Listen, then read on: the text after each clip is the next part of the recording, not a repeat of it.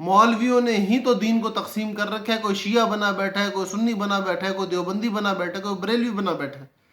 تو ان ساری چیزوں کے ہونے کے بعد کون سا دین صحیح ہے، کون سا غلط ہے، کس کے مسلک پہ چلے اور کس کے نہ چلے، عوام کو تم لوگوں نے پاگل بنا رکھا ہے۔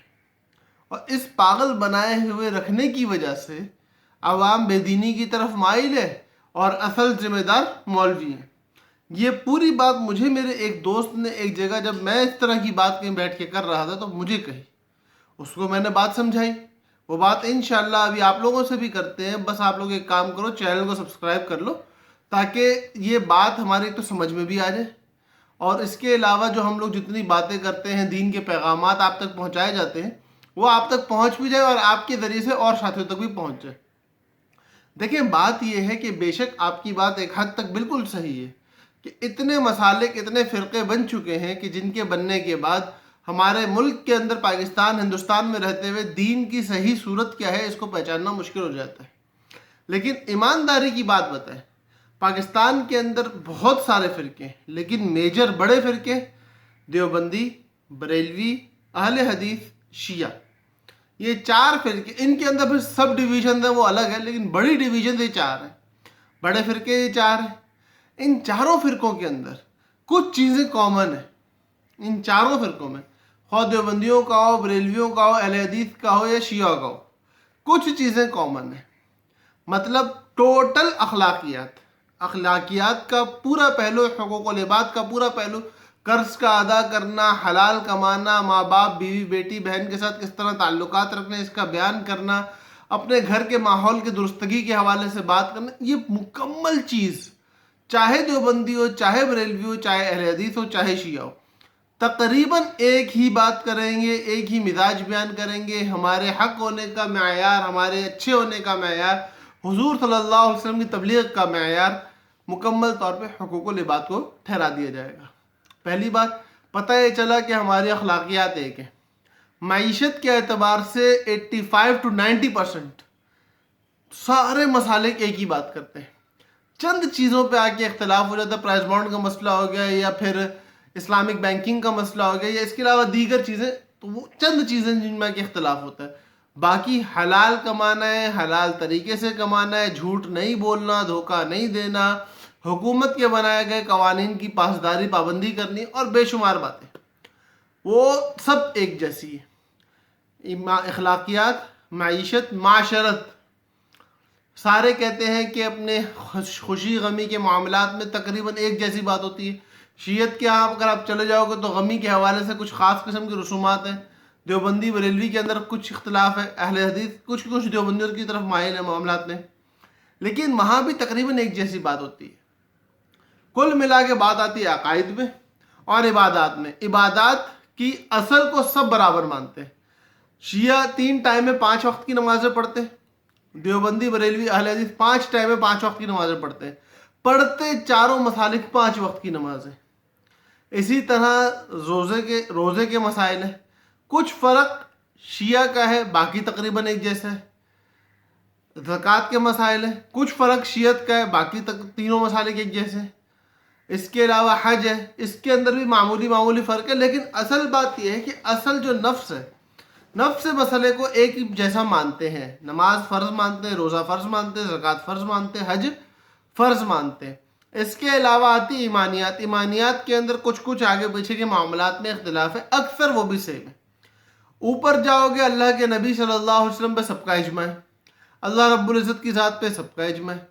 یہ ساری تقریر کرنے کا، یہ ساری بات بیان کرنے کا مقصد کیا تھا کہ ہمارا دین 90 to 95% متفق علیہ ہے۔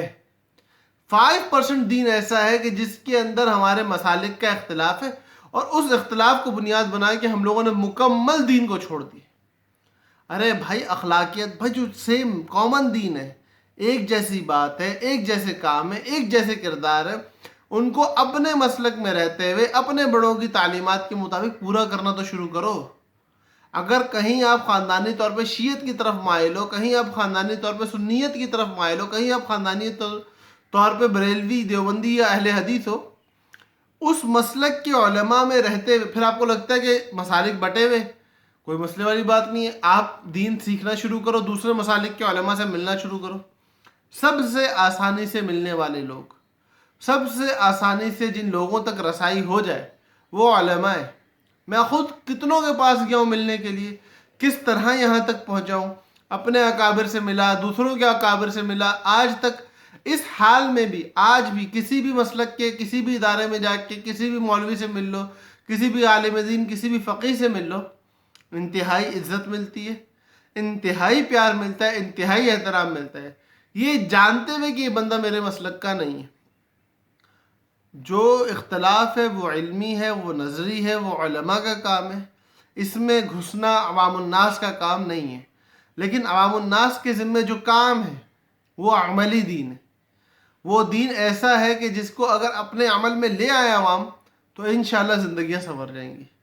اس لیے گزارش ہے میرے سارے بہن بھائیوں سے, خدا کے واسطے علماء کے اختلاف کو علماء کی حد پہ رہنے دیں, اور آپ لوگ اپنی زندگی کے اندر صرف چند چیزیں لے آئیں جو آئندہ گنوانے لگو.